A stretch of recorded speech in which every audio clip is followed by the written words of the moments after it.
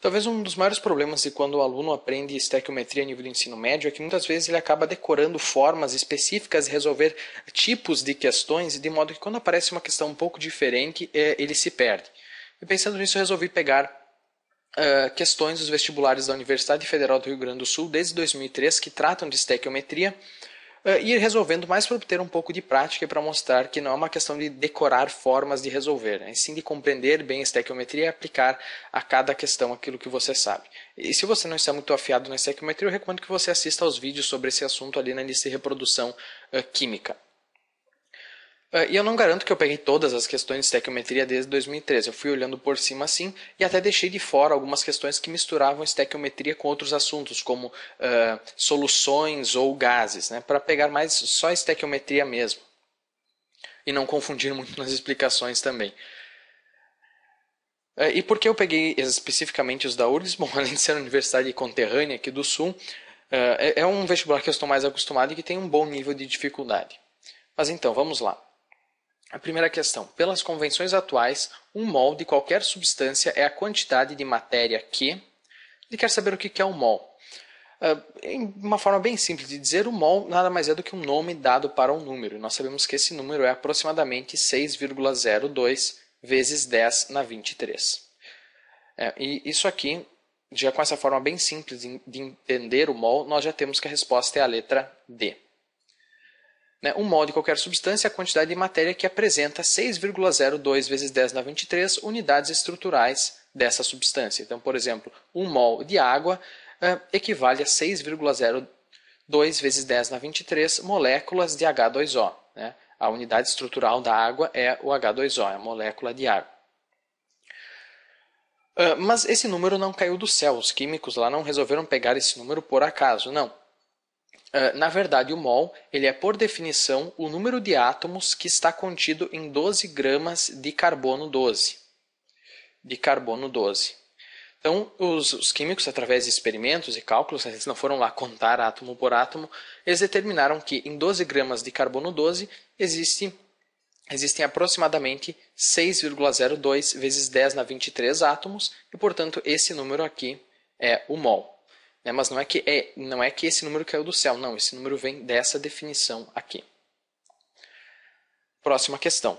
Abaixo são feitas 3 afirmações a respeito da combustão completa de 5,8 gramas de butano conforme a seguinte equação.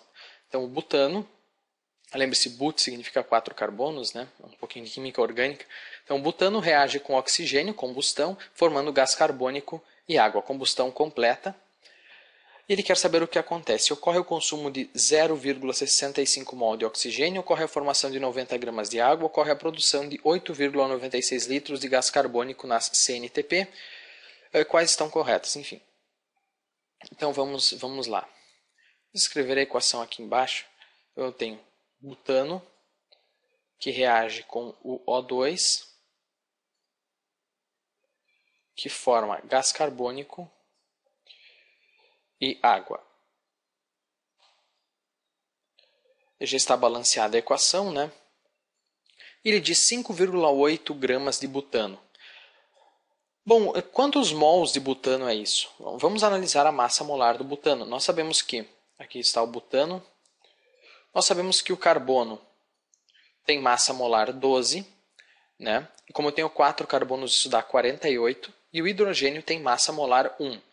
1 grama por mol. Como eu tenho 10 hidrogênios, isso vai dar 10. Então, o total é 58. Então, a massa molar do butano é 58 gramas por mol. Bom, se a cada mol eu tenho 58 gramas, quantos mols eu vou ter em 5,8 gramas? Nesse caso, nem precisa fazer contas, né? Eu vou ter 1/10 de mol. Eu vou ter 0,1 mol. Né? 0,1 mol. Tem várias formas de descobrir isso, né? Você pode simplesmente pegar os 5,8 gramas e dividir por 58 gramas por mol. Né? Então, se você separar aqui os termos, você fica com 5,8 dividido por 58 vezes grama dividido por grama por mol. Né? 5,8 dividido por 58 dá 0,1. Divisão de frações, lembre-se, as unidades você pode tratar como se fossem letras na matemática, incógnitas. Então, divisão de frações, conserva a primeira e multiplica pelo recíproco da segunda, grama cancela com grama e fica 0,1 mol. Ou se você preferir, tem outro método, aliás, vamos deixar esse aqui, que é o que eu não prefiro, digamos, mas que também funciona, que é o da regra de 3, né? Você pode escrever aqui mol e grama. Então você sabe que em 1 mol você tem 58 gramas de butano e em x mols, né, que você quer descobrir, você tem 5,8 gramas. Então fazendo aqui a regra de 3, você fica com 58, x é igual a 5,8 e x é igual a 1/10 ou 0,1 mol. Né? Não tem regra de 3, eu não gosto muito, mas enfim, aqui dá para ver de cabeça. Né? Uma explicação meio inútil, na verdade. Agora é só nós seguirmos os coeficientes químicos para determinar quantos mols foram consumidos ou formados. Né? Então lembre-se, a proporção dos mols equivale à proporção dos coeficientes estequiométricos. Então eu vou ter 1 para 13,5, e lembre-se, 13,5, vamos até escrever aqui. 13,5 na verdade é 6,5. Né? Então a proporção é 1 para 6,5 para 4 para 5. Então, se aqui eu tenho 0,1 mol, quanto que eu vou ter aqui no 6,5? Bom, eu vou ter, é só multiplicar, né? Eu vou ter 0,65 mols. Ou mol, né? Porque é menor que 1. Né? 1 está para 6,5, assim como 0,1 está para 0,65. Você até pode dividir e conferir.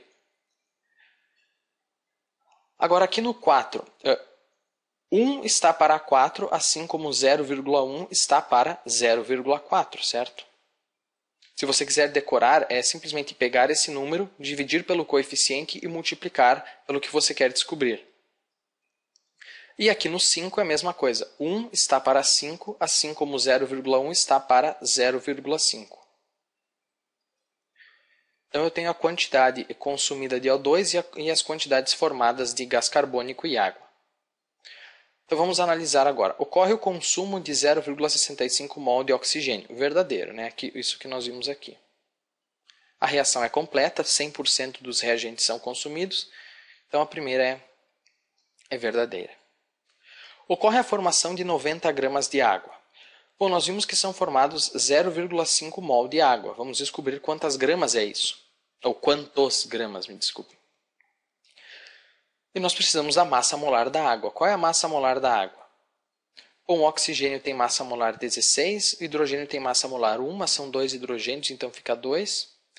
Então a massa molar da água é 18 gramas por mol.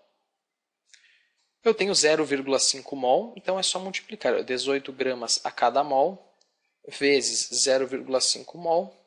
Mol cancela com mol, fica 18 vezes 0,5, 9 gramas. Então, são formados 9 gramas de água, e não 90. Então, essa já é falsa. Essa já é falsa. Se você preferir, claro, você pode fazer por regra de 3, né? Só para fazer aqui em cima. Então, você poderia escrever gramas e mols, né? Em 1 mol de água tem 18 gramas, em 0,5 mols tem x, 0,5 mol tem x, multiplicando em regra de 3, você fica com x igual a 9. Né? Mas eu acho mais fácil fazer simplesmente uma multiplicação de cara. 3. Ocorre a produção de 8,96 litros de gás carbônico nas condições normais de temperatura e pressão. Lembre-se, condições normais de temperatura e pressão são 0 graus Celsius e 1 atmosfera. E nós sabemos que 1 mol de gás ideal, e aqui ele está supondo que o gás carbônico é um gás ideal, 1 mol de gás ideal ocupa 22,4 litros. Só que aqui nessa reação são formados 0,4 mol de gás carbônico apenas. Então, qual é o volume que isso vai ocupar? Bom, novamente, né, você pode fazer por regra de 3 ou por multiplicação direta. Né? Você tem 22,4 litros por mol, vezes 0,4 mol. Mol cancela com mol, isso vai ficar, vamos multiplicar aqui em cima, 22,4 vezes 0,4 dá 16, vai 1, 9, 8, vai dar 0,896. Então, 0,896 8, 9. Aliás, não sei de onde eu tirei essa outra vírgula aqui. Fica 8,96. Então, 8,96 litros. Exatamente como diz a 3. Então, quais estão corretas? Apenas 1 e 3. Letra D. E claro, você poderia fazer por regra de 3 também, eu repito, né? Você poderia escrever assim a mols e litros, né? Então, 1 mol ocupa 22,4 litros e, portanto, 0,4 mols ocupam x litros. E multiplicando, você obteria, então, a mesma resposta. Vamos para a próxima questão. A combustão completa da glicose C6H12O6 é responsável pelo fornecimento de energia ao organismo humano. Na combustão de 1 mol de glicose, o número de gramas de água formado é igual a... Então, vamos escrever a equação da combustão completa da glicose. Então, é a glicose, talvez você lembre até lá da biologia, reagindo com gás oxigênio para formar gás carbônico e água. E claro, né, no nosso corpo, energia é liberada nesse processo. Bom, nós temos que ajustar os coeficientes antes de fazer qualquer cálculo estequiométrico, né? Então, vamos ver. Aqui eu tenho 6 carbonos, então tenho que colocar um 6 para ficar 6 carbonos dos dois lados. Agora, aqui eu tenho 12 hidrogênios, tenho que colocar um 6 aqui para ficar 12 hidrogênios dos dois lados, né? Em cada molécula de água são 2 hidrogênios, então em 6 moléculas de água vão ser 12 hidrogênios. Agora vamos balancear o oxigênio. Do lado esquerdo aqui eu tenho, vamos colocar aqui em cima, do lado esquerdo aqui eu tenho 12, 18 oxigênios. E aqui eu tenho 6 oxigênios mais 2, 8 oxigênios. Então, na verdade, eu posso colocar um 6 aqui e vou ficar com 18 dos dois lados, né? 2 vezes 6 dá 12, mais 6, 18 oxigênios. Então, está tudo balanceado. Se você quiser, você pode pausar e conferir elemento por elemento. E claro, aqui na frente é 1, né? Então, ele diz o seguinte, na combustão de 1 mol de glicose, o número de gramas de água formado é igual a... Então, aqui nem precisamos fazer cálculo, né? A proporção em mols é igual à proporção estequiométrica, então 1 está para 6, assim como 1 mol está para 6 mols.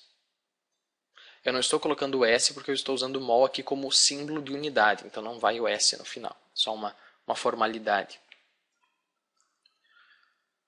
Bom, 6 mols de água, agora sim a palavra, são quantos gramas? Bom, nós já vimos antes, né? A massa molar da água é 18 gramas por mol. É só multiplicar 18 gramas por mol vezes 6 mol. Vai dar 6 vezes 8 dá 48, vai dar 108 gramas. Isso é a letra D. Então, essa até é bem fácil, né? Só uma questão de observar os coeficientes estequiométricos, nem tem que multiplicar, porque é 1 mesmo, 1 mol mesmo que tem. É só descobrir quantos gramas de água existem em 6 mols de água. Enfim, eu espero que você tenha gostado e até o próximo vídeo. Nós vamos continuar resolvendo mais questões de estequiometria.